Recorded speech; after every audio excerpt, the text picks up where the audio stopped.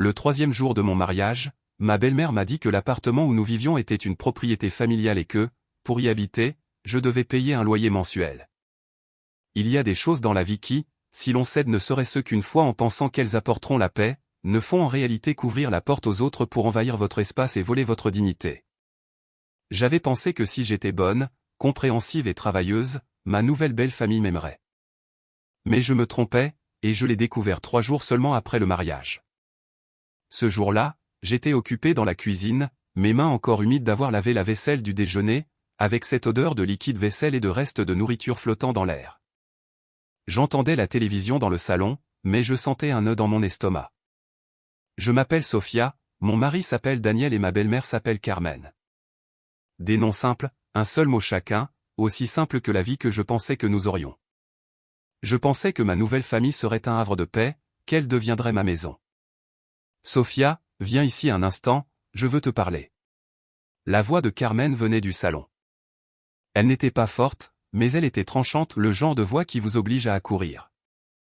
J'ai essuyé mes mains à la hâte sur mon tablier et je suis sorti.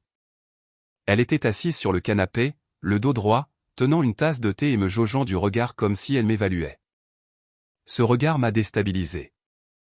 C'était un sentiment étrange, comme si au lieu d'être devant ma belle-mère, j'étais devant la caisse enregistreuse d'un magasin. Oui, qu'est-ce qu'il y a, Carmen, ai-je dit, m'asseyant en face d'elle et essayant de mobiliser un sourire de belle fille débutante. Elle a pris une gorgée de son thé puis a lâché la bombe avec le même naturel que quelqu'un discutant du prix des pommes de terre au marché. Cet appartement appartient à la famille de mon fils. Selon nos coutumes, quiconque vient d'ailleurs pour vivre ici doit contribuer. C'est 300 € par mois. Tu me les donneras pour que je puisse tenir les comptes. J'ai cru avoir mal entendu. Une boule s'est formée dans ma gorge et mon esprit est devenu vide. 3 jours plus tôt, j'étais à l'hôtel au bras de Daniel, écoutant l'officiant parler de notre nouveau foyer. 3 jours plus tard, on me marquait comme une étrangère et on me demandait de payer un loyer. J'ai jeté un coup d'œil à Carmen, puis à mes mains. Elle sentait encore la cuisine et les travaux ménagers. J'ai demandé calmement, ne voulant pas faire de scène, Carmen, mais c'est la maison où Daniel et moi allons vivre. Elle a reposé sa tasse sur la table avec un bruit sec et froid. Même si c'est ton foyer, c'est toujours une propriété familiale. Les règles sont les règles. Et maintenant que tu en fais partie, tu dois les suivre. Je suis resté silencieuse un moment, non par peur, mais en cherchant les mots justes, une réponse polie mais ferme. Je ne voulais pas me disputer ni l'embarrasser, mais je n'allais pas non plus devenir locataire au sein de mon propre mariage. J'ai expiré, souriant légèrement comme si de rien n'était.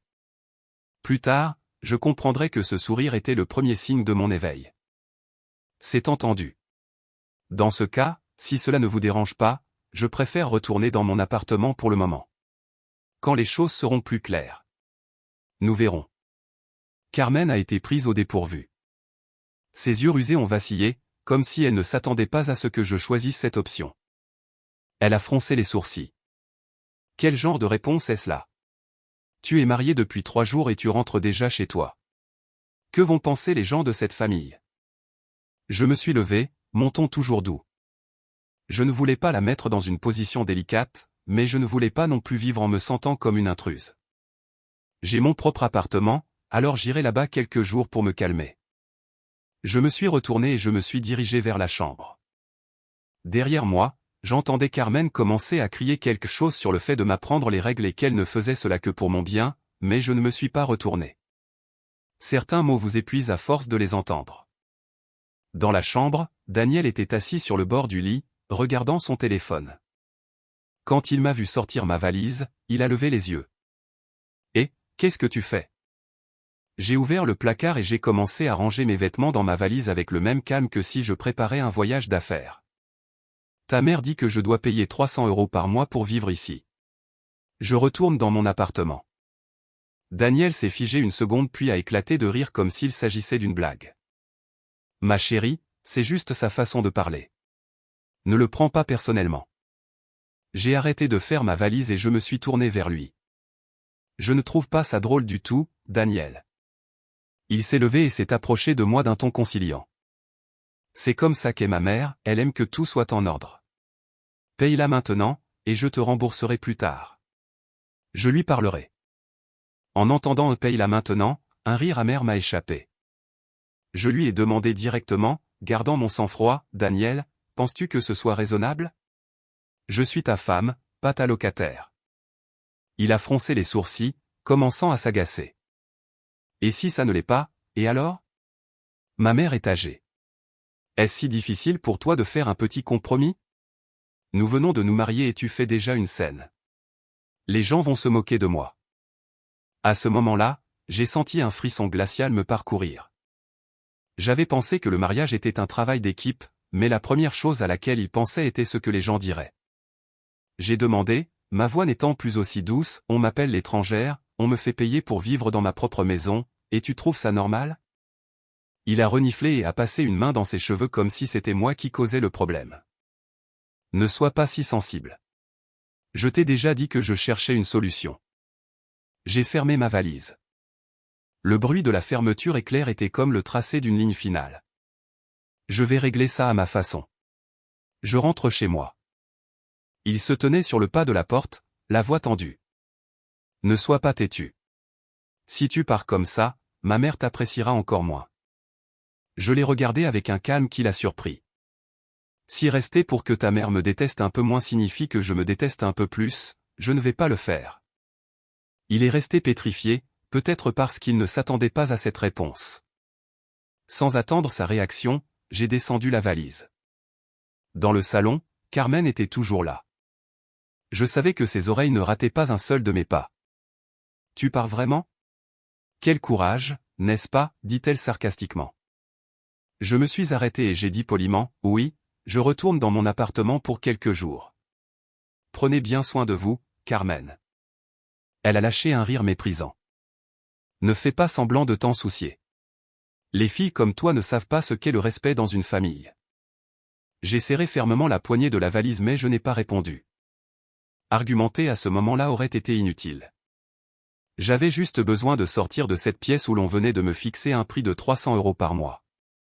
Je suis sorti dans la rue et j'ai appelé un taxi. Le trajet jusqu'à mon appartement, à seulement quelques kilomètres, m'a semblé interminable, comme si je traversais une vie entière. Mon appartement fait un peu plus de 50 mètres carrés. Il m'a fallu des années d'économie pour l'acheter. Il est petit, mais il est à moi. Quand j'ai ouvert la porte et que je suis entré, j'ai enfin pu respirer. Il n'y avait pas de télévision en fond sonore, pas de regards inquisiteurs, pas de paroles étranges flottant dans l'air. Je venais de poser ma valise quand le téléphone a sonné. C'était Laura, ma meilleure amie. « Sophia, comment se passe la vie de mariée? Est-ce qu'on te fait déjà lever à l'aube pour préparer le petit déjeuner? » Je me suis allongé sur le canapé et j'ai fixé le plafond. Je suis revenu chez moi, Laura.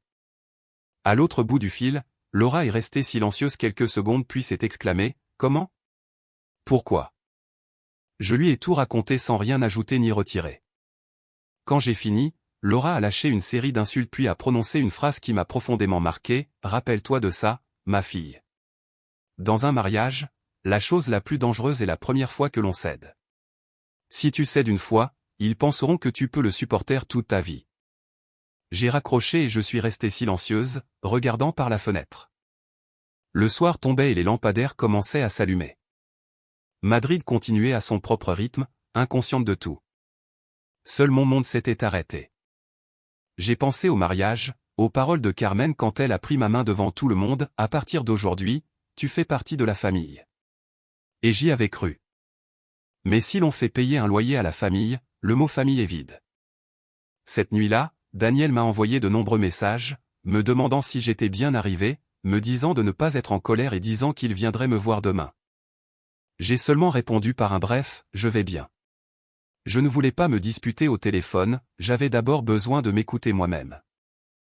Vers minuit, allongé mais incapable de dormir, j'ai repassé les événements. Je me souvenais du regard de Carmen, de ses mots, et de l'expression de Daniel quand il a dit « Les gens vont se moquer de moi ».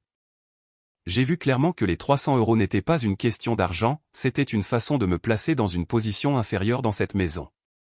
Et le plus douloureux n'était pas ma belle-mère, mais le fait que mon mari ait décidé de n'être qu'un simple spectateur. J'étais sur le point de m'endormir quand mon téléphone a vibré. Un message de Daniel, maman a seulement dit ça pour t'apprendre comment les choses fonctionnent à la maison. S'il te plaît, reviens, je ne veux pas avoir l'air ridicule. Je l'ai lu et j'ai ressenti un pincement au cœur, suivi d'un étrange calme. Je n'ai pas répondu. J'ai posé mon téléphone et je suis sorti sur le balcon pour boire un verre d'eau. L'air froid de la nuit m'a éclairci les idées. Je me suis demandé, si le 3e jour est comme ça, à quoi ressemblera le 30e? Et au 300e jour, serai-je encore moi-même? Juste à ce moment-là, le téléphone a sonné à nouveau. Cette fois, c'était un appel d'un numéro inconnu. J'ai hésité, mais j'ai répondu. Allô? Est-ce que c'est Sophia? Je suis la tante de Daniel, Isabelle. Sa voix était calme et claire. Pourrions-nous nous voir demain? J'ai quelque chose à te dire. J'étais stupéfaite. La tante de Daniel m'appelant à minuit me remplissait d'un mélange d'inquiétude et d'anticipation, comme si une nouvelle porte allait s'ouvrir. J'ai à peine réussi à répondre « Oui, bien sûr ». La voix d'Isabelle est devenue plus grave. Ce n'est pas quelque chose dont on parle au téléphone. À demain. Et reste calme. Peut-être que retourner dans ton appartement était la bonne chose à faire. J'ai raccroché avec la tête en désordre. Mais au milieu de la confusion, j'ai vu un petit rayon de lumière. Au moins, quelqu'un dans cette famille semblait avoir du bon sens. Peut-être que l'histoire des 300 € n'était que la partie émergée de l'iceberg. Sous tout cela, il y avait peut-être quelque chose de plus profond, de plus dangereux, ou peut-être une opportunité de voir qui était sincère et qui utilisait simplement la moralité pour sauver les apparences. Je suppose qu'à ce stade, vous soupçonnez déjà qu'à partir du 3e jour de mariage, le problème a cessé d'être une belle-mère difficile pour devenir la lutte d'une femme pour maintenir ses propres limites. Si Isabelle voulait vraiment me voir, le lendemain marquerait un tournant. Le lendemain matin, je me suis réveillé plus tôt que d'habitude. Pas à cause de l'habitude acquise chez ma belle-mère, mais à cause de l'inquiétude que les mots d'Isabelle m'avaient laissée. Cet appel presque à minuit, son ton sérieux et ferme, et surtout cette phrase, peut-être que retourner dans ton appartement était la bonne chose à faire, produisait en moi un mélange de chaleur et de frisson. De la chaleur, parce qu'au moins une personne de la famille de Daniel m'avait offert du réconfort, un frisson, parce que cette bonne chose à faire ressemblait plus à un avertissement mûrement réfléchi qu'à un simple commentaire pour me rassurer. Je me suis lavé le visage et je me suis préparé un café noir. Mon petit appartement était si calme que je pouvais entendre le tintement de la cuillère contre la tasse. J'ai réalisé par moi-même toute la tension que j'avais accumulée ces derniers jours. Le mariage, les félicitations, les rires, la robe, la bague, tout était encore frais dans ma mémoire. Et pourtant, j'avais déjà dû faire ma valise et retourner dans mon propre appartement comme une invitée qui s'est trompée de fête. Chaque fois que je pensais aux mots que ma belle-mère avait utilisés, je ressentais un pincement non par fierté blessée, mais parce que cela faisait mal de voir avec quelle facilité quelqu'un peut vous rabaisser, comme s'il s'était exercé pendant longtemps. Mon téléphone a vibré. Un message de Daniel, « As-tu déjeuné? Dès que j'ai un moment de libre, je viens te voir. » J'ai regardé le message et je me suis souvenu de l'image de lui bloquant ma porte, me traitant de têtu et s'inquiétant d'avoir l'air ridicule. Soudain, j'ai réalisé que le vrai problème n'était pas Carmen, mais la passivité de Daniel. Il supposait que je devais céder. Il tenait pour acquis que mon départ l'exposait, mais il ne tenait pas pour acquis que si sa femme était insultée, il devait la défendre. Je n'ai pas répondu. Ce n'était pas de la vengeance, je ne voulais simplement plus rien entendre qui me fasse douter de moi-même. Vers 11 heures, j'ai mis des vêtements confortables, j'ai pris mon sac et je me suis dirigé vers le café où j'avais rendez-vous avec Isabelle. J'ai choisi un endroit calme avec un doux arôme de thé. Je suis arrivé en avance et je me suis assise à une table près de la fenêtre. Dehors, le soleil brillait et le trafic de Madrid continuait son rythme implacable. J'avais l'impression d'être à la croisée des chemins, repartir et subir pour sauver mon mariage, ou me lever et me sauver moi-même. Ponctuelle, Isabelle est entrée. Elle avait environ une 50aine d'années, habillée avec une élégance simple, les cheveux relevés et un regard direct. Dès qu'elle m'a vu, elle a incliné la tête avec un sourire discret mais bienveillant. « Sophia, n'est-ce pas ?» Elle s'est assise en face de moi et a parlé doucement. « Oui. »« Bonjour, Isabelle », ai-je salué poliment, bien que je sois encore sur mes gardes. Elle a commandé une infusion à la camomille et m'a regardé comme pour s'assurer que j'étais assez calme pour écouter ce qu'elle était venue me dire. Elle a commencé à parler lentement, sans tourner autour du pot. Écoute, je ne suis pas ici pour défendre qui que ce soit. Je vais seulement te dire ce que je sais pour que tu ne te sentes pas acculé. J'ai posé mes mains sur mes genoux et j'ai acquiescé. Elle a mentionné le loyer que Carmen m'avait demandé et a soupiré. Tu penses qu'il s'agit d'argent, n'est-ce pas? Mais c'est en fait un test. Un test pour voir si tu es prête à baisser la tête. Si tu la baisses une fois, cela arrivera une deuxième et une troisième fois. J'ai dégluti. Les mots de Laura de la veille résonnaient maintenant dans ma tête, mais cette fois prononcés par quelqu'un qui avait vécu assez longtemps pour en connaître les conséquences. J'ai demandé, essayant de garder ma voix stable, Isabelle, savez-vous pourquoi Carmen fait cela? Elle m'a regardé, hésitant un instant, mais a finalement semblé décider d'être honnête. Parce qu'elle a peur de perdre son fils. Carmen est habituée à tout contrôler. Depuis qu'elle est veuve, Daniel a été son seul soutien, son pilier émotionnel, et elle réagit contre quiconque menace de le lui enlever. Je comprenais ce qu'elle disait, mais je sentais qu'il manquait quelque chose. Cela seul l'a conduit à me traiter comme une étrangère? Isabelle a marqué une pause puis a dit quelque chose qui m'a glacé le sang. Ce n'est pas seulement ça. Il y a une autre coutume dans cette maison dont peu osent parler, et je préfère que tu l'apprennes par moi avant que cela ne te prenne par surprise. J'ai serré le bord de mon sac. Dites-le-moi, s'il vous plaît. Elle a baissé la voix. Carmen m'a dit une fois que toute femme entrant dans la famille devait être docile et, surtout, lui donner des petits-enfants rapidement. Elle utilise souvent le sujet de la progéniture pour exercer une pression. Je ne te dis pas ce qu'elle va faire, mais je sais comment elle utilise les règles pour forcer les gens à faire ce qu'elle veut. En entendant cela, mon cœur a commencé à s'emballer. Je me suis souvenu des paroles de Carmen le jour du mariage, maintenant tu fais partie de la famille, suivi de tu devras t'habituer à nos règles. Je me suis souvenu de la façon dont elle regardait mon ventre pendant que j'essayais la robe, comme si elle évaluait ma capacité reproductrice. À l'époque, je pensais que c'était mon imagination. Maintenant je savais que non, que j'avais ignoré des signes très réels. J'ai demandé dans un murmure, est-ce que cela signifie qu'elle essaiera de me forcer à quitter mon travail pour avoir des enfants? Non, répondit directement Isabelle. Elle m'a demandé, est-ce que tu aimes ton travail, Sophia? Oui, énormément, ai-je répondu sans hésitation. Alors ne te coupe pas les ailes, dit-elle fermement. Écoute, une femme avec sa propre carrière, sa propre maison et son propre argent peut tenir tête dans la maison de quelqu'un d'autre. Tu as ton propre appartement, et c'est ta plus grande force. Ne laisse pas le simple titre de belle-fille t'enchaîner. Cette phrase a fait monter les larmes aux yeux. Je n'ai pas pleuré, mais j'avais une boule dans la gorge. J'ai pensé à ma mère et à ce qu'elle m'avait dit au téléphone, je serai toujours ton refuge. Si ma mère avait entendu Carmen m'appeler une étrangère, son cœur se serait brisé. Isabelle a posé une main sur la table et a parlé d'un ton plus doux. Je sais que tu es en colère contre Daniel en ce moment, mais tu dois comprendre une chose. Daniel t'aime peut-être, mais il a plus peur de sa mère qu'il n'aime sa femme. Avec un homme comme ça, s'il ne se réveille pas tout seul, tu vas beaucoup souffrir. Je suis restée silencieuse non par colère, mais parce qu'elle avait dit exactement ce que j'avais peur d'admettre. J'ai parlé avec Daniel il y a quelques jours, continua-t-elle. Il me disait à quel point il était heureux du mariage, à quel point il était fier de toi. Je lui ai demandé, ta femme a sa propre maison, un bon travail. Comprends-tu à quel point c'est précieux? Il a acquiescé. Mais ensuite je lui ai demandé, et quand ta mère la blessera, de quel côté seras-tu? Il est resté silencieux. J'ai regardé par la fenêtre.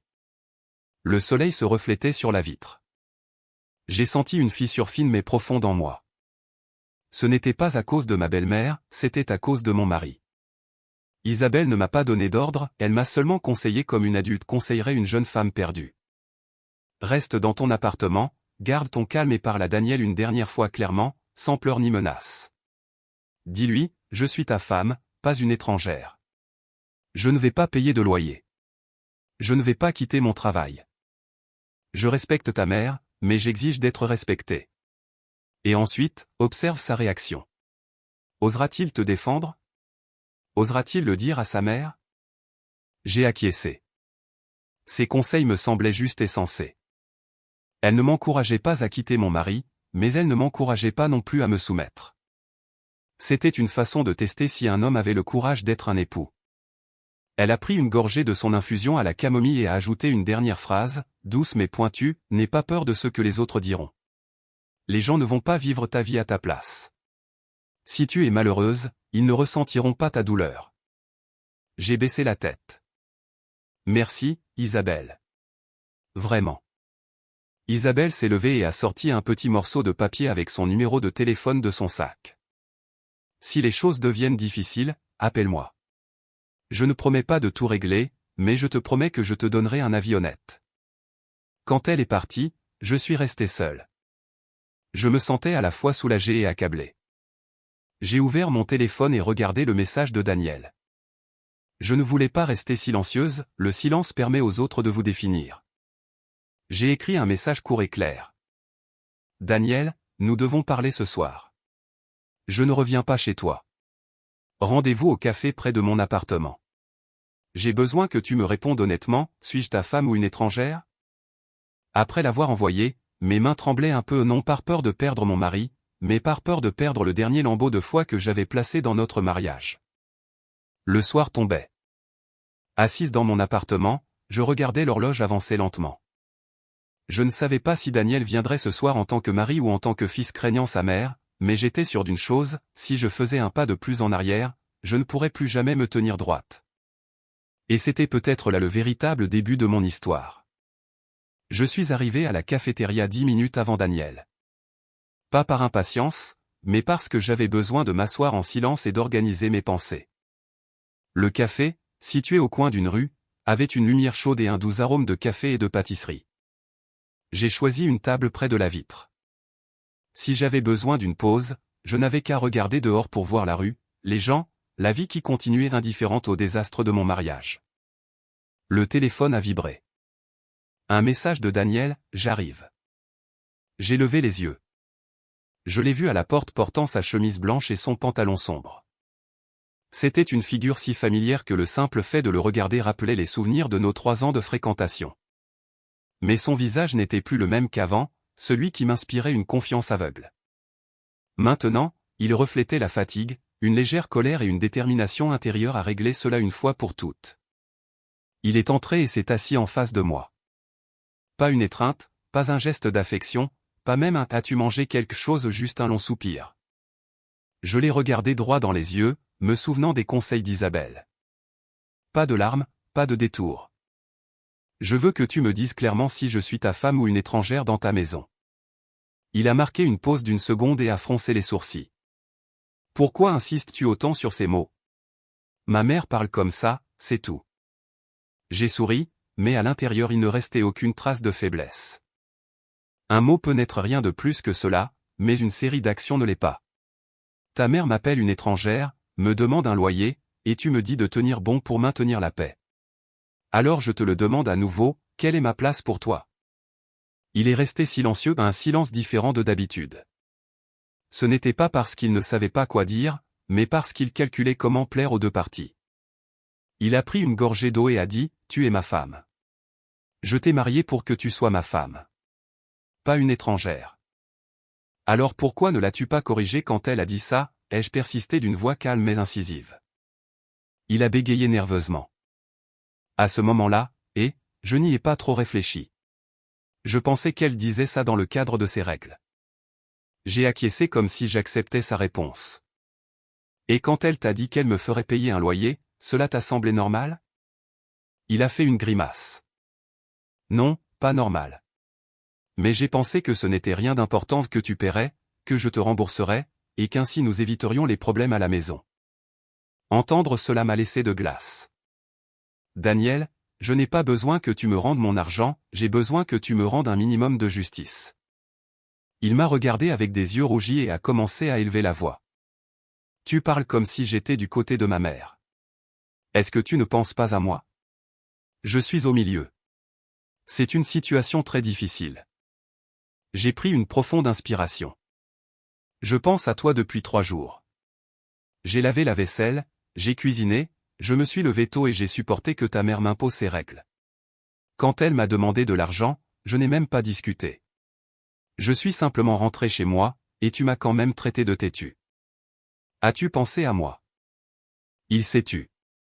J'ai vu de la confusion dans ses yeux, mais aucune détermination. J'ai continué, prononçant chaque mot lentement. Je ne te demande pas de confronter ta mère, je te demande juste de dire une phrase, maman, Sophia est ma femme, pas une étrangère. Je ne suis pas d'accord pour qu'elle paie un loyer. C'est tout ce que tu as à faire. Il a baissé la tête, serrant ses mains l'une contre l'autre. Tu connais ma mère. Elle se mettrait très en colère. Et cela n'a pas d'importance si je me mets en colère aussi, ai-je demandé. Il a levé les yeux, sa voix plus basse. Si tu te mets en colère, je peux te calmer. Si ma mère se met en colère, toute la maison est sans dessus-dessous. Cette phrase a été comme un coup de poing au cœur. J'ai compris ma place dans son échelle de priorité, toujours après la paix familiale. Si un jour ta mère exige que je quitte mon travail, me défendras-tu, lui ai-je demandé directement. Il a sursauté. Pourquoi vas-tu chercher si loin? Ce n'est pas aller chercher loin. Isabelle me l'a dit. Pour ta mère, il est normal que la belle-fille reste à la maison et ait des enfants. Il était stupéfait. Isabelle t'a dit ça? Et maintenant je te demande, si ta mère me force à quitter mon travail, de quel côté seras-tu? Il est resté silencieux pendant un long moment. C'était si long que je savais que je n'allais pas aimer la réponse. J'ai fermé les yeux une seconde non pour retenir des larmes, mais pour contenir la déception. Daniel, tu n'as pas répondu à ma question.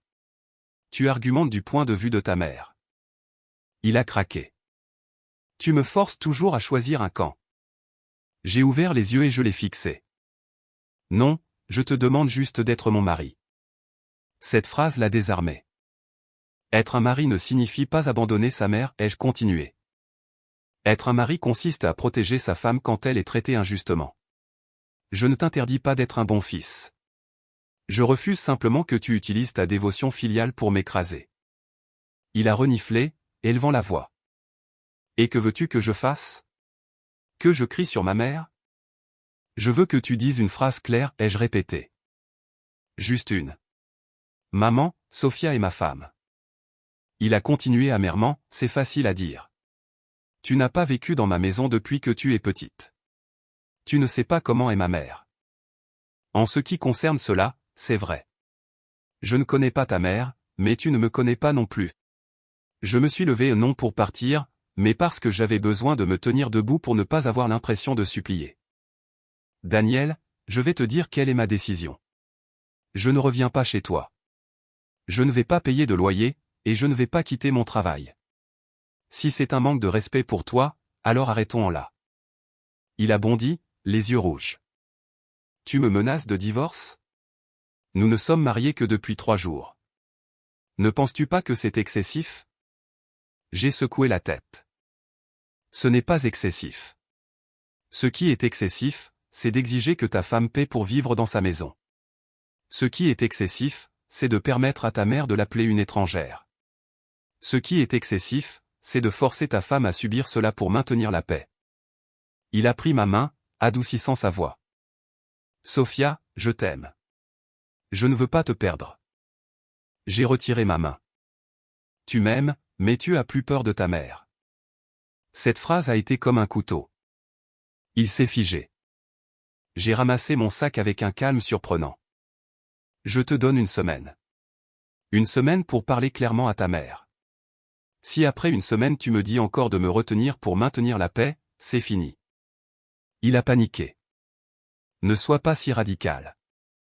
Il est resté immobile. Je me suis retourné et je suis parti. Cette fois, je n'ai pas ressenti la même douleur que lorsque je traînais ma valise. Je ne ressentais que de l'épuisement et un vide immense. Quand je suis arrivé à mon appartement, j'ai fermé la porte et je me suis appuyé contre elle pendant un long moment. Je n'ai pas pleuré, j'ai juste senti un trou énorme dans ma poitrine, la même où j'avais placé tant d'espoir. Mon téléphone a vibré. Un message de Laura. Comment ça s'est passé, a-t-elle écrit. Je lui ai donné une semaine, a répondu Laura. Une semaine suffit pour savoir si un homme est un mari ou juste un fils, venait de sa mère. J'ai fixé le plafond. Je savais que pour la semaine à venir, j'attendrais la réponse la plus importante de ma vie. Pas la réponse de Daniel, mais la mienne. J'aurais le courage de partir s'il ne me défendait pas, et au fond de moi, je sentais déjà l'issue. Je n'étais tout simplement pas encore prête à la nommer. Les 3 premiers jours de cette semaine d'essai sont passés plus lentement que je ne l'imaginais. Je continuais d'aller au travail, d'assister aux réunions, de répondre aux courriels des clients et de sourire à mes collègues, mais dans ma tête, une horloge invisible continuait de tourner. Chaque soir, en rentrant dans mon appartement, je m'asseyais seul sur le canapé, regardant l'écran de mon téléphone s'allumer et s'éteindre. Je n'ai pas envoyé de message à Daniel, j'avais déjà clairement établi mes limites. L'étape suivante dépendait de lui. Le 4e jour, ma mère a appelé. « Sophia, as-tu mangé ?» Sa voix était douce, mais je pouvais sentir l'inquiétude qu'elle essayait de cacher. « Oui, je viens d'arriver. Je me suis préparé quelque chose de rapide. » Ma mère a soupiré. « Ma chérie, je ne vais pas t'accabler. Je vais juste te poser une question. Est-ce que tu souffres ?» Cette question m'a mis les larmes aux yeux. Je me suis mordu la lèvre pour garder ma voix ferme. « Je vais bien, maman. J'ai juste besoin de temps. Si tu ne vas pas bien, reviens à la maison. Notre porte te sera toujours ouverte, » a dit ma mère. J'ai répondu par un « d'accord » étouffé et j'ai raccroché. Je savais que ma mère avait tout senti. Elle n'a pas demandé si j'allais divorcer ou comment mes beaux-parents me traitaient. Elle a seulement demandé si je souffrais. Pour elle, mon bonheur était toujours plus important que mon statut de femme mariée. Ce soir-là, Daniel m'a envoyé un message. J'ai déjà parlé à maman. Mon cœur a raté un bond. J'ai attendu qu'il continue. Mais il n'a rien écrit d'autre. J'ai répondu, et alors ? Il lui a fallu presque 10 minutes pour répondre. Elle dit qu'elle ne voulait pas te rabaisser, qu'elle voulait juste maintenir les traditions familiales. J'ai lu le message et j'ai souri amèrement. L'excuse du « elle ne voulait pas » était un classique. J'ai posé la question, et il a répondu au sujet du loyer. Il dit que si je n'aime pas ça, elle m'a dit d'oublier, mais qu'elle était très contrariée. J'ai fermé les yeux. Toujours le même scénario. Sa mère était contrariée, alors je devais céder. Et lui as-tu dit que je suis ta femme, pas une étrangère, ai-je envoyé par message. Cette fois, il est resté silencieux. Un silence si long que j'ai posé mon téléphone. Je n'avais plus besoin d'attendre. En moi, la réponse que je redoutais commençait à prendre forme. Le lendemain, Laura m'a traîné déjeuner. Elle m'a regardé intensément, comme un médecin examinant une radiographie. « Tu as une mine affreuse. »« J'attends les résultats », ai-je dit avec un sourire triste. « Quels résultats ? D'après la façon dont il t'envoie des messages ? Je peux déjà imaginer. » Je n'ai pas discuté car je pouvais l'imaginer aussi. Cet après-midi-là, j'ai quitté le travail tôt. En arrivant à mon appartement, j'ai préparé une soupe au poulet, le plat que je cuisine toujours quand je morale à zéro. J'ai mangé seul, sans télévision, sans musique. Je voulais entendre clairement ce que mon cœur me disait. Vers 20h, on a sonné à la porte. J'ai ouvert et j'ai trouvé Daniel. Sa chemise était froissée, il avait des cernes sous les yeux et une expression d'épuisement. J'ai ressenti un pincement de pitié, mais je n'ai pas reculé. « Est-ce que je peux entrer ?» a-t-il demandé. J'ai hoché la tête et me suis écarté. Il s'est assis sur le canapé, a regardé autour de lui et a soupiré. « Tu dois te sentir très seul ici. » Je n'ai pas répondu. J'ai parlé à ma mère plusieurs fois, a-t-il continué d'une voix basse. Elle a pleuré. Je l'ai regardée. Et alors ? Il a évité mon regard. Elle dit que si tu ne reviens pas, elle aura une réputation de mauvaise belle-mère. J'ai ri, mais silencieusement. Moi ? Quelle réputation aurais-je ? Il a levé les yeux, une pointe d'irritation dans le regard. Ne parle pas comme ça. J'essaie d'arranger les choses. J'ai pris une profonde inspiration. Daniel, je te le demande encore une fois. Que as-tu dit de cela à ta mère ? Silence. Un silence qui n'avait besoin d'aucune explication. J'ai hoché la tête, sentant un frisson me parcourir. Donc tu ne l'as pas fait. Il a bafouillé. Je lui ai dit d'une autre manière. Je lui ai dit que tu étais de la famille. Pas d'une autre manière, ai-je dit, lentement et clairement. Je t'ai demandé une phrase spécifique.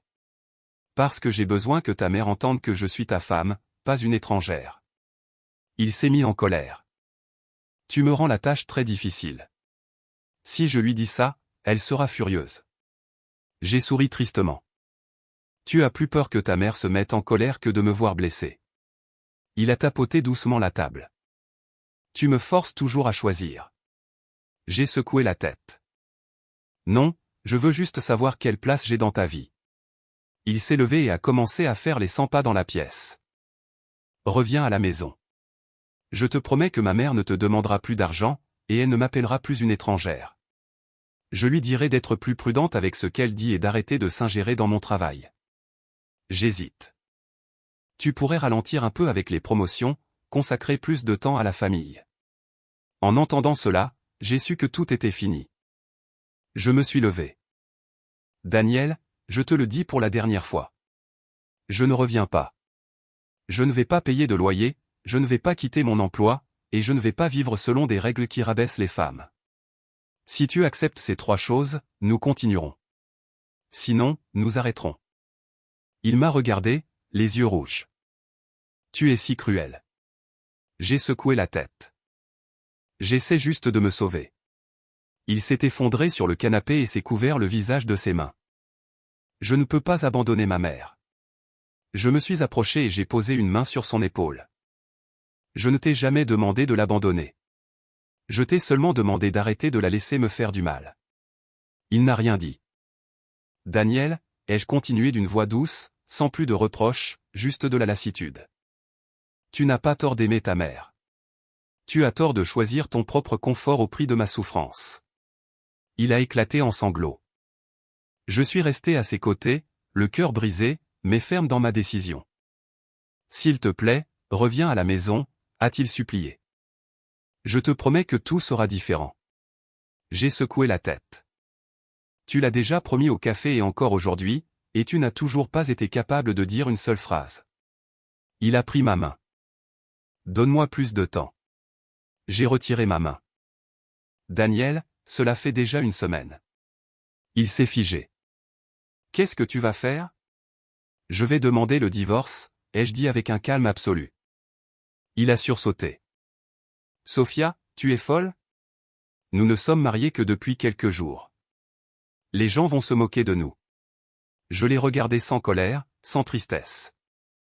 Les gens ne vont pas vivre ma vie. Il s'est agenouillé devant moi. S'il te plaît. Je reparlerai à ma mère. Je me suis penché pour l'aider à se relever. Daniel, si tu vas dire ça juste parce que tu as peur de me perdre, je n'en ai plus besoin. J'ai besoin d'un mari qui comprenne pourquoi il doit le dire. Il s'est levé, chancelant. Tu ne reviens vraiment pas? J'ai hoché la tête. Il m'a regardé longuement puis s'est détourné. Avant de partir, il a dit d'une voix brisée, tu le regretteras. Je le regretterais davantage si je restais, ai-je répondu. La porte s'est fermée. Je me suis assise sur le canapé, les mains tremblantes et le cœur lourd, mais avec un étrange sentiment de légèreté.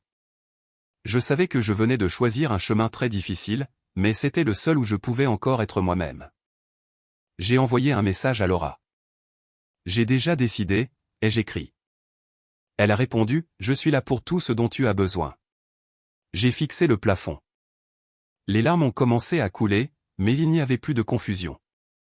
Je savais qu'à partir d'aujourd'hui, mon histoire n'était plus celle d'une belle-mère difficile, mais celle d'une femme qui a osé ne pas être une ombre dans son propre mariage. Cette nuit-là, je n'ai pas pu dormir, non pas par peur du divorce, mais à cause d'un étrange mélange de douleur et de soulagement.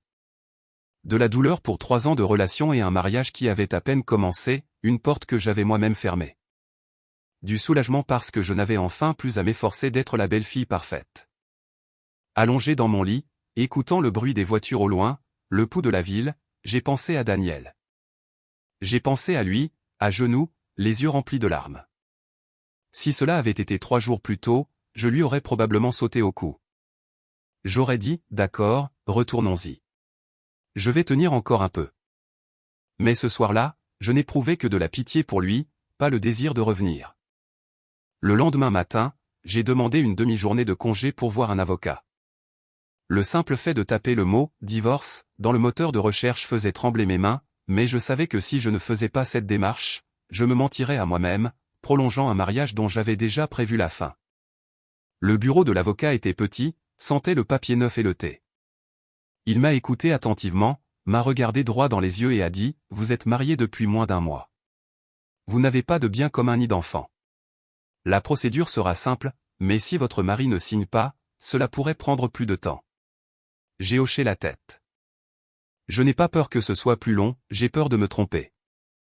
En quittant le bureau, je me suis tenu au soleil et j'ai pris une grande inspiration. Je ne me demandais plus si j'exagérais. Maintenant, la question était, si je ne le faisais pas, qui deviendrais-je? J'ai appelé ma mère. Maman, je veux te parler. Après une seconde de silence, sa voix est devenue plus grave. Tu as déjà décidé, n'est-ce pas? J'ai dégluti. Oui, je veux divorcer. De l'autre côté, un long silence, si long que j'ai cru qu'elle pleurait. Mais quand elle a parlé, sa voix était incroyablement calme. Viens à la maison, je vais te préparer à manger. L'après-midi, je suis retourné chez mes parents. L'odeur familière du ragoût, du poisson, du four, de la maison, m'a donné envie de pleurer. Ma mère a posé une assiette devant moi. Mange, ma fille. Nous parlerons plus tard. J'ai mangé avec une boule dans la gorge. Elle n'a pas demandé pourquoi ni ce qui s'était passé, elle m'a juste tendu un morceau de poisson en disant « Tu as maigri ». Quand j'ai fini, elle s'est assise en face de moi. Maintenant, raconte-moi. Je lui ai tout raconté, le loyer, le mot étrange, ma fuite, l'incapacité de Daniel à me défendre. Je l'ai raconté sans pleurer. Mais quand je suis arrivé à la phrase « Je ne peux pas vivre comme ça toute ma vie », les larmes ont coulé. Ma mère m'a regardé avec les yeux rougis. Sophia, je ne te demande qu'une chose. Seras-tu plus heureuse si tu retournes là-bas? J'ai secoué la tête. Alors cela suffit, a-t-elle dit. Un mariage qui te fait te sentir petite et insignifiante n'est pas un bon mariage. Ce soir-là, Daniel m'a appelé. J'ai fixé l'écran pendant un moment avant de répondre. Sophia, as-tu réfléchi encore un peu? Sa voix semblait enrouée. Oui, j'y ai réfléchi, ai-je répondu. Je vais demander le divorce. Il a éclaté en sanglots. Pourquoi es-tu si cru avec moi? J'ai fermé les yeux. Ni toi ni moi ne sommes cruels. Nous ne sommes tout simplement pas compatibles. Je parlerai à ma mère. Je te le promets. J'ai secoué la tête, même s'il ne pouvait pas me voir. Le dire maintenant n'a plus de sens. Pourquoi pas? Parce que s'il n'y avait pas le divorce, tu ne le dirais jamais. Le silence est tombé. Puis, d'une voix basse, donne-moi une chance de plus. J'ai soupiré. Daniel, je ne veux pas gagner dans ce mariage. Je veux être respecté. Il a raccroché. 2 jours plus tard, ma belle-mère, Carmen, est venue me chercher. Elle se tenait à la porte de mon appartement, vêtue d'un tailleur sombre, le visage sévère. Sophia, sors. Nous devons parler. J'ai ouvert la porte. Elle est entrée, a regardé autour de mon petit appartement et a souri dédaigneusement. Tu t'es habitué à vivre ici et c'est pour ça que tu ne veux pas retourner chez ton mari, n'est-ce pas? Je l'ai invité à s'asseoir et lui ai proposé de l'eau. De quoi vouliez-vous me parler, Carmen? Elle a posé le verre sur la table d'une voix glaciale. Penses-tu vraiment à divorcer de Daniel? Elle a frappé du poing sur la table. Tu es folle. N'importe qui tuerait pour faire partie de cette famille. Je l'ai regardée calmement. Peut-être, mais je ne suis pas heureuse. Elle a ri avec mépris. Heureuse? Quelle absurdité. Une belle fille doit savoir endurer. Tu es ici depuis 3 jours et tu es déjà partie et tu parles de divorce. N'as-tu pas honte? Je n'ai pas reculé. Vous m'avez traité d'étrangère et avez exigé un loyer de ma part. Combien devrais-je supporter pour que vous me considériez comme respectueuse? Elle est restée sans voix une seconde puis a répondu, ce sont les règles. Quelles règles méprise une belle fille, ai-je demandé. Insolence, a-t-elle crié, et je me suis levé. Je ne suis pas insolente. Je ne veux simplement pas vivre dans une maison où je dois toujours baisser la tête. Elle m'a pointé du doigt. Es-tu en train de détruire le bonheur de mon fils? Je l'ai regardé et j'ai dit lentement, c'est vous qui l'avez brisé. Les yeux de Carmen se sont agrandis sous le choc. Tu oses me blâmer? Tu ne m'as jamais considéré comme de la famille, seulement comme quelqu'un à qui tu devais obéir. Elle a laissé échapper un rire hargneux. Tu penses être si importante. Sans Daniel, qu'es-tu? J'ai souri. Je suis moi-même.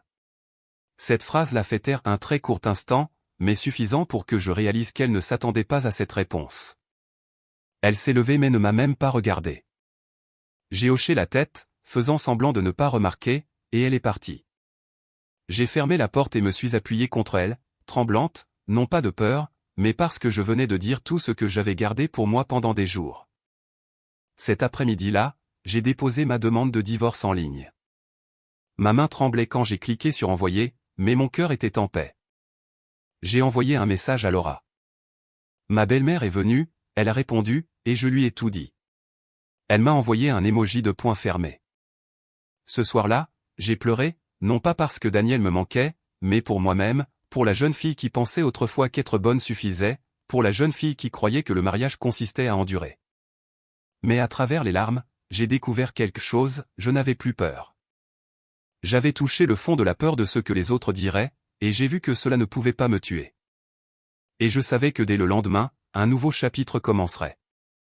Plus comme la belle-fille de Carmen, ni comme la femme de Daniel, juste comme Sofia, une femme responsable de sa propre vie. 3 jours après avoir déposé la plainte, mon téléphone ne s'arrêtait plus de sonner. Daniel appelait, envoyait des messages, laissait des messages vocaux. Au début, je répondais encore par un bref, c'est décidé. Ensuite, j'ai mis mon téléphone sur silencieux. Pas par haine, mais parce que je ne voulais pas que sa voix m'adoucisse. Je savais que si je cédais encore une fois, je retournerais dans le même cercle vicieux. Il s'excuserait, je lui pardonnerais, sa mère me blesserait à nouveau, et il me demanderait d'endurer. J'ai nettoyé l'appartement.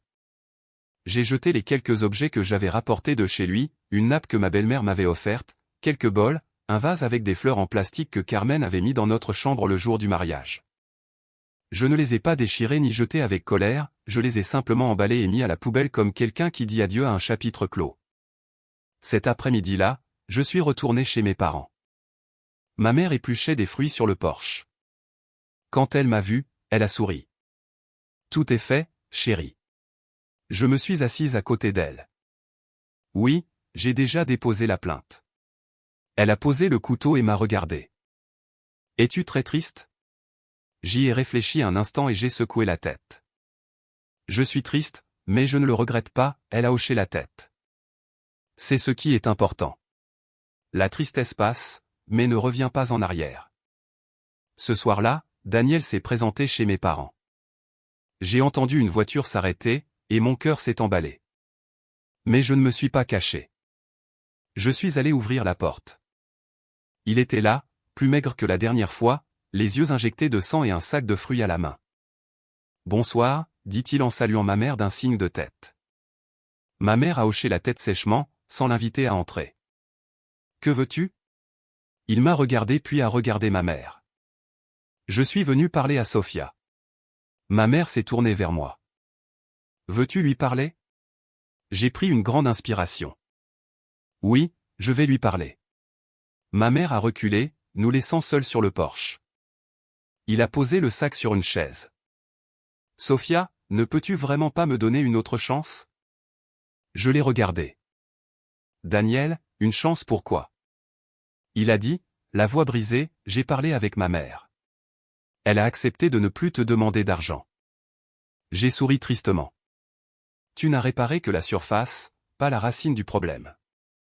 Je ferai plus d'efforts. Tu as déjà dit cela plusieurs fois, ai-je répondu. Il s'est agenouillé devant moi. Je t'en supplie. Je changerai. Je me suis penché pour l'aider à se relever. Daniel, je ne veux pas que tu t'agenouilles. Je voulais que tu restes ferme et que tu parles à ta mère dès le premier jour, mais tu ne l'as pas fait. Il a éclaté en sanglots. Je t'aime vraiment. Il est resté figé pendant un long moment. Si tu divorces de moi, ma mère ne te pardonnera jamais. Je l'ai regardé calmement. Votre mère ne m'a jamais rien pardonné. Cette phrase l'a laissé sans voix. Ma mère est sortie de la maison. Mon fils, laisse-moi te demander quelque chose. Si ma fille revenait vers toi, la protégerais-tu de ta mère? Il est resté silencieux. Ma mère a hoché la tête. Cela suffit. Rentre chez toi. Il m'a regardé avec une expression de détresse totale. Sophia, est-ce que tu ne m'aimes vraiment plus? J'ai répondu très lentement. Je t'aime toujours. Mais maintenant, je m'aime plus moi-même. Il est parti, le dos voûté et le pas lourd. Je suis resté là à regarder jusqu'à ce que sa voiture disparaisse. Quelques jours plus tard, j'ai reçu une convocation du tribunal pour l'audience de conciliation. La date était un jeudi. J'ai tenu le papier avec des mains tremblantes, mais avec un cœur calme. Je savais que j'étais sur le point de franchir un point de non-retour. La veille de l'audience, Laura est restée dormir. Elle a apporté quelques bières et des sacs de chips. Nous devons fêter ta dernière nuit de femme mariée avant le procès. J'ai ri. Fêter un divorce semble un peu étrange.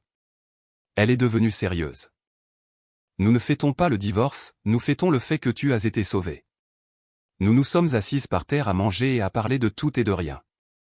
Tard dans la soirée, Laura m'a demandé, s'il s'excuse demain et jure qu'il te défendra, retournerais-tu vers lui? J'y ai réfléchi un instant. Non. Tu en es sûr? Oui, parce que s'il avait vraiment voulu me défendre, il l'aurait fait dès le premier jour. Le lendemain matin, nous nous sommes retrouvés au tribunal. Il était arrivé plus tôt, sa chemise repassée et ses cheveux coiffés. On aurait dit qu'il allait à une réunion d'affaires, pas pour mettre fin à son mariage. Nous nous sommes assis face à face dans la salle d'audience. Le médiateur a demandé, « Souhaitez-vous vous réconcilier ?» Daniel m'a regardé avec les yeux larmoyants. Oui. J'ai secoué la tête. Pas moi. Le médiateur s'est tourné vers moi. Pouvez-vous expliquer vos raisons? J'ai résumé l'histoire du loyer, comment il m'avait traité d'étrangère et comment mon mari ne m'avait pas défendu. Le médiateur a hoché la tête. Avez-vous quelque chose à ajouter? Daniel a baissé la tête. J'admets que j'ai eu tort, mais je demande à ma femme de me donner plus de temps. J'ai répondu, je vous ai déjà donné du temps. La conciliation a été déclarée infructueuse. En quittant la salle d'audience, Daniel m'a rappelé. Sophia, si jamais tu le regrettes. Je l'ai interrompu. Daniel, je le regretterais si je revenais vers toi.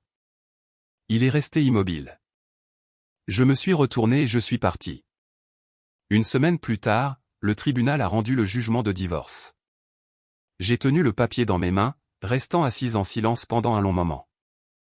Je n'ai pas pleuré, je n'ai pas souri, j'ai juste senti qu'un chapitre de ma vie s'était officiellement fermé.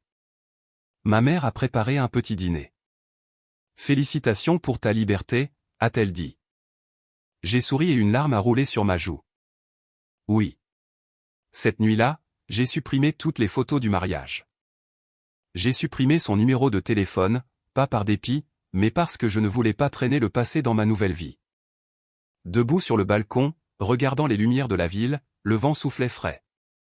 Mon cœur se sentait vide mais léger. Je savais que les jours à venir ne seraient pas faciles. Je serais triste, je me sentirais seul, il me manquerait. Mais je savais aussi que je ne m'étais pas trahi, et c'était le plus important. Après le jugement de divorce, ma vie a pris un rythme différent. Il n'y a pas eu de drame ni de scène de film. C'était un processus calme, lent, plein d'espaces vides que je n'avais jamais connus auparavant. Le premier matin où je me suis réveillé en tant que femme divorcée, je suis resté au lit 10 minutes de plus. Pas par paresse, mais parce que j'avais besoin de me dire clairement, tu n'es plus la femme de Daniel.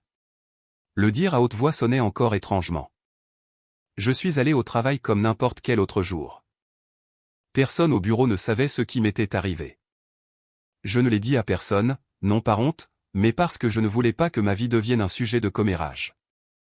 Je me suis investi davantage dans mon travail, non pour fuir la tristesse, mais parce que j'avais besoin de quelque chose de solide à quoi me raccrocher. Mon travail, au moins, ne me trahissait pas, ne me traitait pas d'étrangère, n'exigeait pas que j'endure pour maintenir la paix. La nuit, la solitude devenait de plus en plus évidente. Je n'entendais plus la clé de Daniel dans la serrure, ni son « As-tu mangé ?» ni le son du journal télévisé hurlant. Parfois, je restais debout au milieu du salon, ne sachant que faire. Avant, à cette heure-là, j'aurais cuisiné pour 2 ou du moins attendu que quelqu'un rentre à la maison. Plus maintenant. Une nuit, allongé sur le canapé en serrant un coussin, les larmes ont commencé à couler de manière incontrôlable. Non pas parce que Daniel me manquait, mais par pitié pour moi-même, pour la femme qui avait vécu un mariage d'à peine quelques semaines, brisé non par l'infidélité ou la violence, mais par le fait de ne pas être considérée comme une égale dans sa propre maison. C'est Laura qui m'a sorti de ce gouffre. Elle m'a appelé. On sort ce soir. Je n'accepterai pas de non. Je suis fatigué. Eh bien, tu sors fatigué. Je ne vais pas te laisser devenir une veuve joyeuse. J'ai ri, même si mes yeux étaient encore humides. Cette nuit-là, elle m'a emmené manger des tapas. Pendant que nous mangions, elle a dit « Ne te sens-tu pas un peu fier ?» Elle a froncé les sourcils. Pourquoi ? Pour n'avoir plus été aussi bonne et plus longtemps. Je suis restée silencieuse. Si tu étais restée, tu serais devenue une version édulcorée de toi-même. Te lever, cuisiner, faire la vaisselle, donner ton argent, avoir des enfants, et écouter toute ta vie ma mère est difficile. Tiens bon encore un peu. J'ai soupiré. Tu souffres maintenant, mais tu n'es pas en train de mourir. Si tu étais restée, tu serais morte un peu chaque jour. Je ne l'ai pas nié car je savais qu'elle avait raison. Quelques jours plus tard, mon père m'a appelé. Sophia, viens déjeuner dimanche. Je veux te parler. J'étais un peu inquiète. Mon père était un homme de peu de mots, mais chacun d'eux avait du poids. Au déjeuner, il a attendu longtemps avant de parler. J'ai une question pour toi, ma fille. As-tu l'impression d'avoir commis une erreur ? Je l'ai regardé, le cœur serré. Non, papa. Il a hoché la tête.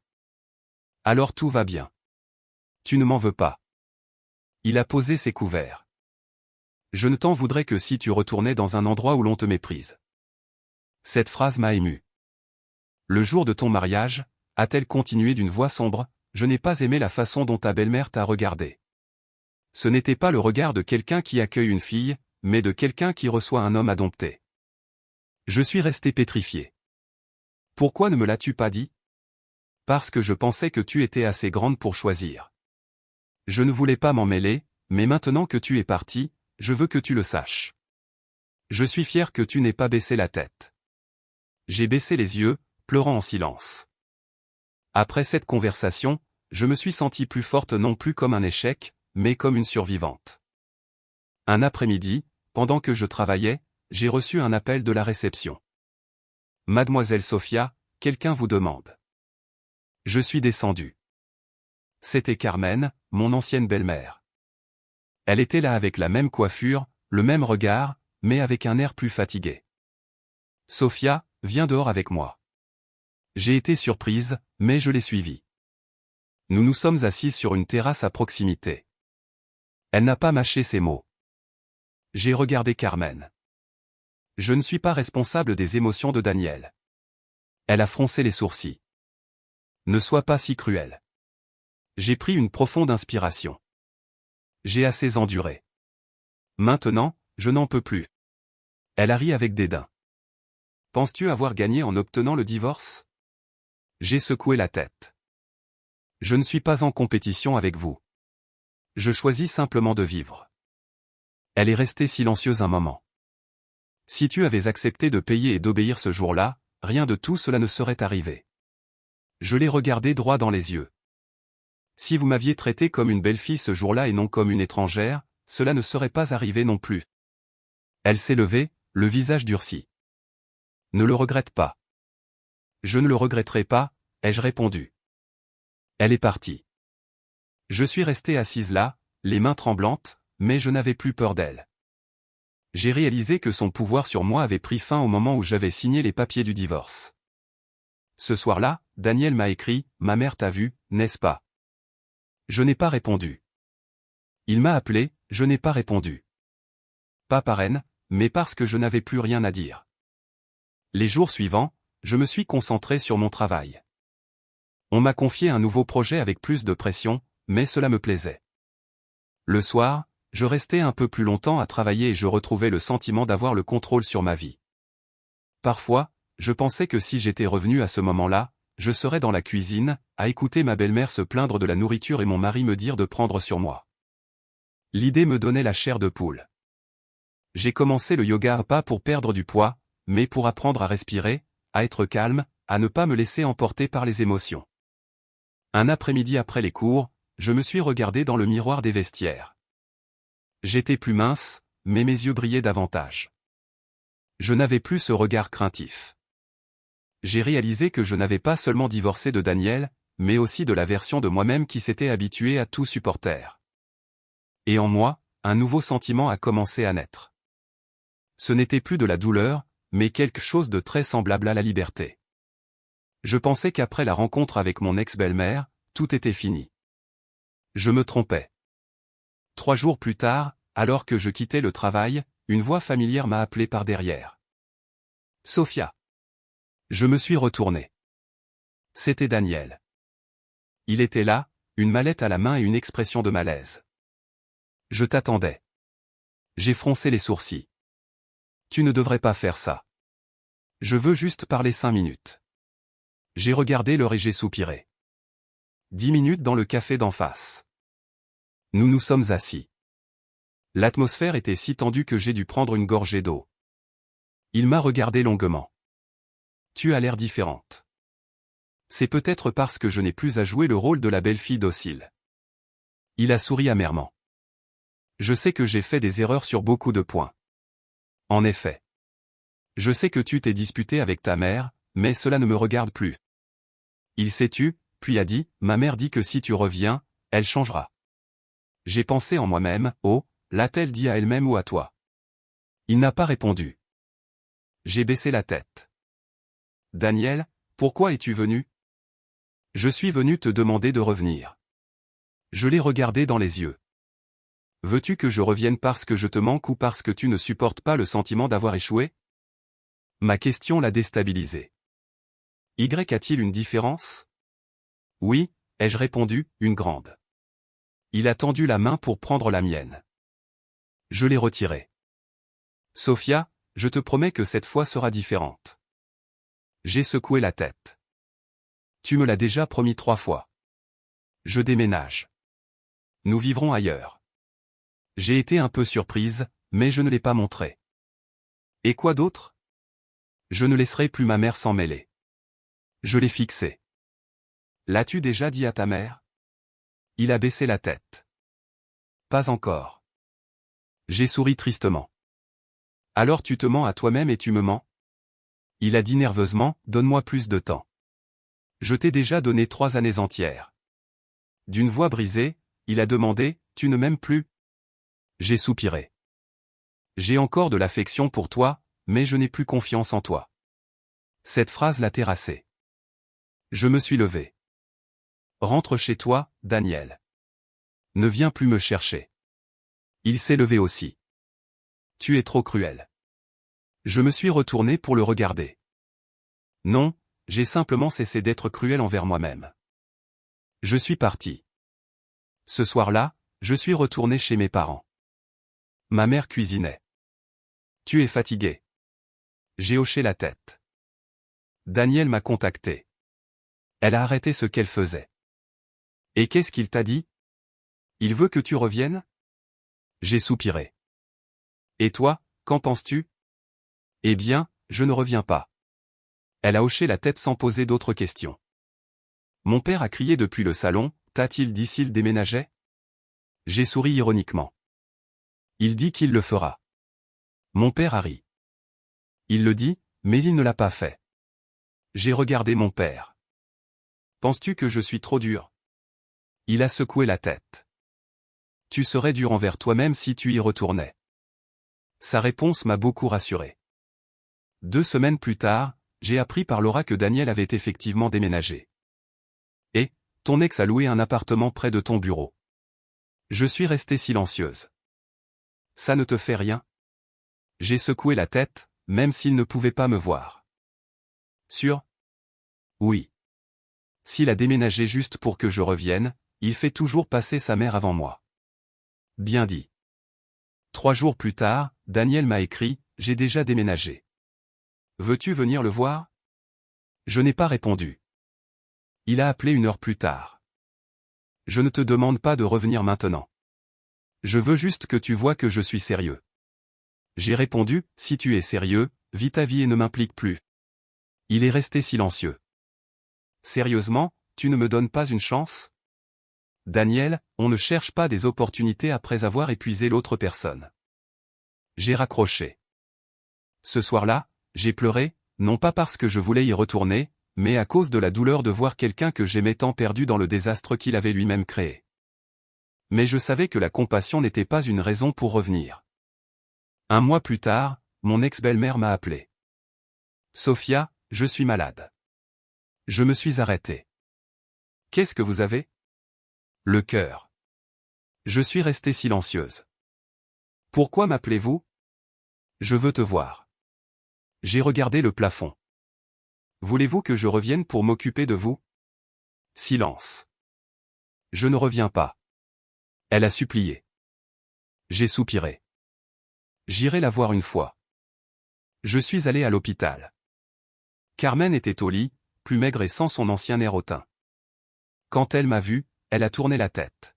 « Que fais-tu ici ? » J'ai laissé un sac de fruits. « Je suis venu voir comment vont les choses. » Tu dois apprécier ça, n'est-ce pas ? J'ai secoué la tête. Je n'apprécie pas, mais je n'ai pas de rancœur non plus. Elle a toussé. Si je ne t'avais pas mis la pression ce jour-là, tout serait différent, n'est-ce pas ? A-t-elle murmuré. Si vous m'aviez traité comme une belle-fille ce jour-là et non comme une étrangère, tout serait différent. Elle a fermé les yeux. J'ai commis une erreur. Ces 2 mots m'ont laissé de marbre. Je n'ai rien dit. Je pensais pouvoir contrôler la situation, a-t-elle continué d'une voix faible, et j'ai tout perdu. Je me suis levé. Reposez-vous, je pars. Sophia, m'a-t-elle appelé. Je suis désolé. Je me suis retourné et j'ai hoché la tête. Je vous entends. J'ai quitté l'hôpital avec un sentiment doux amer. J'ai réalisé que toutes les excuses ne cherchent pas une seconde chance. Certaines ne servent qu'à clore le passé. Ce soir-là, Daniel a appelé. Tu as vu ma mère, n'est-ce pas ? Elle t'a présenté ses excuses. Il est resté silencieux. Sophia, si je prenais vraiment ton parti maintenant, reviendrais-tu ? J'ai fermé les yeux. Non. Pourquoi ? Parce que je ne veux plus vivre dans un mariage où je dois attendre que l'autre personne change pour être traité avec dignité. Il a fondu en larmes. Je t'ai perdu pour toujours. Tu m'as perdu le jour où tu m'as laissé seul face à ta mère, ai-je dit doucement. J'ai raccroché. Ce soir-là, debout sur le balcon, j'ai réalisé que penser à lui ne me faisait plus trembler, je ne ressentais qu'une tristesse tranquille, et je savais que j'avais enfin tourné la page. Après la visite à l'hôpital, je croyais que tous les liens avec mon ancienne belle famille étaient enfin rompus. Je me trompais. Un matin, alors que j'allais partir, le concierge m'a appelé, « Mademoiselle Sophia, il y a une jeune fille en bas qui dit vous connaître. » Comment s'appelle-t-elle ? Elle dit qu'elle s'appelle Lucia. Je me suis arrêté. Lucia, la sœur de Daniel. Je suis descendu. Lucia était là, l'air émacié. Quand elle m'a vu, elle a baissé la tête. Salut, Sophia. Bonjour. Que veux-tu ? Pourrions-nous monter dans ton appartement pour parler ? J'ai hésité, mais j'ai hoché la tête. Le silence régnait dans l'ascenseur. Une fois arrivé, je lui ai servi un verre d'eau. Elle s'est mordu la lèvre. Ma mère est déjà à la maison, mais elle ne va pas bien. J'ai hoché la tête. Je sais. Et Daniel est anéanti depuis des jours. Il ne va même plus au travail. Je n'ai pas réagi. Les yeux rougis, elle m'a supplié, « S'il te plaît, reviens. » J'ai soupiré. Lucia, cela ne s'arrangera pas par mon retour. Je sais, mais ma maison est un désordre. Ma mère n'arrête pas de pleurer. Mon frère est dévasté. J'ai peur qu'il fasse une bêtise. Je l'ai fixé. Et penses-tu que si je reviens, tout sera résolu ? Écoute, Lucia. J'ai déjà vécu dans cette maison. Je sais ce que cela signifie d'y retourner. Cela signifie endurer, céder et attendre que quelqu'un me défende. Elle a fondu en larmes. Je t'en prie. Je sais que tu es une bonne personne. J'ai adouci le ton. Être bon ne signifie pas s'autodétruire. J'ai peur de perdre mon frère, que ma famille s'effondre. J'ai posé une main sur son épaule. Ta famille ne s'est pas brisée parce que je suis parti, elle s'est brisée parce qu'elle ne m'a jamais considéré comme faisant partie d'elle. Elle est restée figée. Je n'ai pas de rancœur envers toi ou Daniel, mais je ne reviens pas. Elle a pleuré un moment puis s'est levée. Désolé de t'avoir dérangé. Je l'ai accompagnée jusqu'à la porte. Lucia, dis à ton frère que j'espère qu'il apprendra à se respecter et qu'il n'essaiera pas d'arranger sa vie en exploitant la souffrance des autres. Elle a hoché la tête à travers ses larmes. Ce soir-là, je me suis demandé si j'étais insensible, mais la réponse était non. Je n'étais tout simplement plus prête à me sacrifier à nouveau pour une famille qui ne m'avait jamais estimé. Quelques jours plus tard, mon père m'a appelé. Sophia, viens à la maison. Ton oncle est venu nous voir. Mon oncle m'a souri. Ma fille, tu as l'air mieux divorcée que tu ne l'étais en tant que jeune mariée. J'ai ri. Je me sens mieux aussi. Divorcer n'est pas une mauvaise chose, a-t-il dit. La mauvaise chose est de rester dans un endroit qui te fane. Mon père est intervenu. La famille de Daniel a appelé. Sa mère dit que tu es ingrate, que tu l'as abandonnée à un mauvais moment. Je suis restée silencieuse. Mon père a souri. Je lui ai dit que ma fille n'a aucune obligation de servir de remède. J'ai pris sa main. Merci, papa. Ce soir-là, Daniel m'a envoyé un très long message. Je l'ai lu lentement. Sophia, je sais que je n'ai plus le droit de rien te demander, mais je veux que tu saches que j'ai commencé une thérapie. J'ai déménagé, j'ai pris un congé, je veux changer non pas pour que tu reviennes, mais pour ne plus gâcher la vie de personne d'autre. Je l'ai lu en ressentant une petite douleur, mais sans pleurer. J'ai répondu, tu fais ce qu'il faut, mais fais-le pour toi, pas pour moi. Pourras-tu jamais me pardonner, a-t-il écrit. Je t'ai pardonné le jour où j'ai signé les papiers du divorce, ai-je répondu. Une semaine plus tard, on m'a envoyé à une conférence de 3 jours à Séville, la mer, le soleil, la brise. Seul sur la plage à l'aube, je me sentais légère. Le monde ne s'était pas arrêté avec mon divorce, au contraire, il était devenu plus vaste. Ce soir-là, depuis l'hôtel, j'ai appelé ma mère. Maman, je vais bien. Je le sais. Ta voix est différente. J'ai l'impression de renaître. Un autre soir, Laura a appelé. Et, il y a un nouveau client qui ne te quitte pas des yeux. J'ai ri. Je n'ai pas envie de commencer quoi que ce soit. Tu n'as pas besoin de commencer quoi que ce soit. C'est peut-être juste quelqu'un à qui tu peux parler. Cette phrase m'a fait réfléchir. Je ne haïssais plus les hommes et ne craignais plus le mariage, mais je ne faisais pas non plus confiance aux promesses faciles. Je suis rentré à Madrid et me suis plongé dans le travail. Un jour, Lucia m'a écrit, Sophia, je veux te remercier. Pourquoi? Parce que tu n'es pas revenu. Depuis que tu es parti, ma mère a commencé à réfléchir. Elle suit une thérapie. Daniel aussi. Ma maison a cessé de faire semblant d'être heureuse. Je ne sais pas ce qu'il adviendra de nous, mais j'ai appris qu'on ne peut pas construire le bonheur sur la souffrance d'autrui. Je suis restée silencieuse.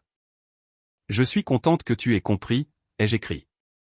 Ce soir-là, j'ai pensé que parfois, partir ne vous sauve pas seulement, mais oblige ceux qui restent à affronter la vérité. Debout sur le balcon, je ne me sentais plus comme un échec. Je me sentais comme quelqu'un qui savait quand s'arrêter avant de se perdre. Et je savais que mon voyage n'était pas terminé, il ne faisait que commencer. 3 mois après le divorce, j'ai été nommé chef de projet. Pas par pitié, mais parce que mes résultats étaient indéniables. Le jour où ils m'ont félicité lors de la réunion, j'ai eu l'impression d'être enfin autonome, ne dépendant de personne, n'ayant besoin de personne pour me défendre. Ce soir-là, en rentrant chez moi, je me suis cuisiné quelque chose de simple. Ma mère a appelé pour me féliciter. Tu t'es donné ta propre récompense, a-t-elle dit. Et c'était vrai. Je me suis souvenu que quand j'étais marié, mon ex-belle-mère me disait qu'il ne servait à rien qu'une femme gagne autant d'argent si elle allait juste rester à la maison pour élever des enfants. Je ne ressentais plus de colère, seulement de la pitié pour une femme piégée par ses propres limites. Un week-end, chez mes parents, mon père m'a dit qu'un de ses amis voulait me présenter son fils, un homme divorcé avec une fille. Je lui ai dit que je n'étais pas prête. Ne presse pas les choses, a-t-il dit. Je veux juste que tu saches qu'être divorcé n'est pas la fin du monde. Ce soir-là, j'ai parlé avec Laura. Elle m'a dit que Daniel et sa mère étaient toujours en thérapie. As-tu de la peine pour lui, m'a-t-elle demandé. Oui, mais pas assez pour y retourner, ai-je répondu. Un après-midi, Daniel m'a écrit. Il allait commencer un nouveau travail, un poste moins important. Il voulait repartir de zéro. Je lui ai souhaité bonne chance. Regrettes-tu quelque chose? A-t-il demandé. Non, mais je ressens toujours de la tristesse, ai-je répondu. J'ai posé le téléphone. Je n'avais plus besoin d'analyser ses sentiments. Chacun de nous était responsable de sa propre vie. Un après-midi, j'ai de nouveau croisé Carmen. Elle allait s'installer au village pour vivre avec sa sœur. Elle s'est encore excusée et m'a donné un bracelet en or qu'elle gardait pour moi depuis le mariage. Je ne peux pas emporter mes erreurs avec moi, a-t-elle dit. Je l'ai accepté. Elle est partie, le dos plus voûté qu'avant. Il n'y avait plus de gagnant ni de perdant, seulement une tristesse sereine pour les femmes qui confondent contrôle et protection. Quelques mois plus tard, mon histoire a pris un tournant inattendu. On m'a envoyé pour une formation de 6 semaines à Barcelone.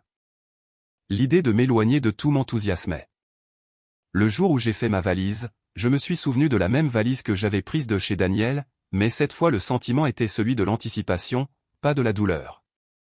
J'ai rencontré Marcos à Barcelone. C'était un collègue de formation, de quelques années mon aîné, lui aussi divorcé. Dès le premier jour, nous avons connecté avec une franchise brutale. Je ne cherche pas de relation ici, m'a-t-il dit. Moi non plus, ai-je répondu. Nous sommes devenus amis. Nous parlions de travail, des erreurs passées. Un soir, en marchant sur la plage de la Barceloneta, il m'a dit, moi aussi, j'ai cru qu'en endurant, on pouvait obtenir la paix, et j'ai failli cesser d'être moi-même. Cette phrase a touché mon âme. Moi aussi, lui ai-je dit. Pendant mon séjour, Daniel m'a écrit pour me dire qu'il était heureux pour moi. J'ai parlé avec Laura. Ça te fait quelque chose, a-t-elle demandé. Non, j'ai juste de la peine pour quelqu'un qui n'a pas su estimer ce qu'il avait. Le dernier jour de la formation, Marcos m'a demandé si nous pouvions rester en contact en tant qu'amis. D'accord, lui ai-je dit. Mais si jamais tu franchis la limite, je couperai tout contact. Marché conclu, sourit-il. Je suis revenu à Madrid le cœur en paix, sans peur. De retour dans ma routine, je me sentais plus forte, plus maîtresse de moi-même. Un jour, Daniel m'a appelé. Il m'a dit qu'il allait mieux, qu'il allait recommencer. Il m'a demandé si j'avais rencontré quelqu'un. J'ai un ami, lui ai-je dit. Il est devenu triste. Ne me garde pas dans ta vie, Daniel. Je l'ai déjà quitté. Ce fut notre dernière vraie conversation. Un mois plus tard, j'ai reçu l'invitation au mariage de Lucia. Elle épousait un homme qui la soutenait et comprenait qu'ils devaient construire leur propre famille sans interférence. J'ai appris de toi, m'a-t-elle écrit. J'ai été ému par moments. Un acte de bravoure ne vous sauve pas seulement vous-même. Quelques mois plus tard, Marcos est venu à Madrid pour le travail. Nous avons dîné. Aurais-tu peur si nous étions un jour plus que des amis, a-t-il demandé. Cela ne me fait pas peur, mais je n'ai pas de hâte, ai-je répondu. Moi non plus. Le printemps suivant, j'ai eu 34 ans. Mes parents sont venus dans mon appartement. Avant, dans ta chambre de mariée, rien n'était à toi, a dit ma mère. Maintenant, tout dans cette maison est à moi. Ce soir-là, en dînant avec Laura, elle m'a demandé si je regrettais d'avoir épousé Daniel. Non, lui ai-je dit, si je ne l'avais pas épousé, je n'aurais jamais découvert à quel point je suis forte. Quelques semaines plus tard, Marcos m'a de nouveau invité à dîner. Je veux que nous sortions, mais comme deux personnes qui envisagent d'aller plus loin, a-t-il dit. J'ai accepté. Au dîner, je lui ai dit, tu me plais, mais je ne vais plus jamais me sacrifier pour qui que ce soit. Il a souri. Je ne te le demanderai pas non plus. Un mois plus tard, Daniel m'a écrit pour la dernière fois. Il partait travailler à l'étranger pour 2 ans. Je me suis déjà pardonné, a-t-il dit. Je suis heureuse pour toi, ai-je répondu. C'était une fin sereine. Cet après-midi-là, j'ai rencontré Carmen pour la dernière fois. Elle retournait définitivement au village. Tu as été la seule belle fille qui a osé partir, m'a-t-elle dit. Je t'ai détesté pour ça, mais grâce à cela, j'ai dû me regarder dans le miroir. 1 an après mon divorce, je suis sur le balcon de mon appartement. Marcos est à mes côtés dans un silence confortable. Et si je ne veux plus jamais me remarier, lui demandai-je. Est-ce que tu seras toujours là, me répond-il. Je le regarde. Et si jamais je veux me marier, ce ne sera pas pour être avec toi, ce sera parce que je choisis d'être avec toi. Je pense à la jeune femme que j'étais, traînant une valise. Si je pouvais lui parler, je lui dirais, n'aie pas peur d'être traité de dramatique. Être excessivement critique envers ceux qui ne te respectent pas, c'est être gentil envers toi-même. Et je suis si contente que cette jeune femme n'ait pas regardé en arrière ce jour-là.